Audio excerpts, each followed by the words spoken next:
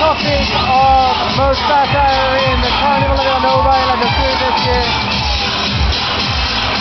are all the companies which are letting people go. It is an industrial town, so it's heavily marked by the times of crisis. Although we are fortunate not to have had an excessive construction sector here.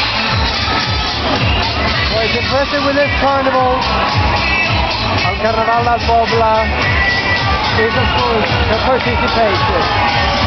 These people in their marine clothes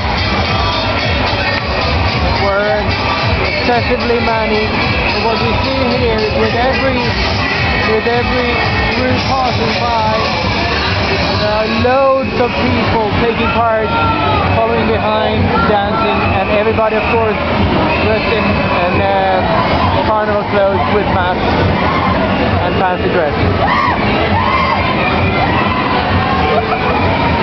Here comes something else.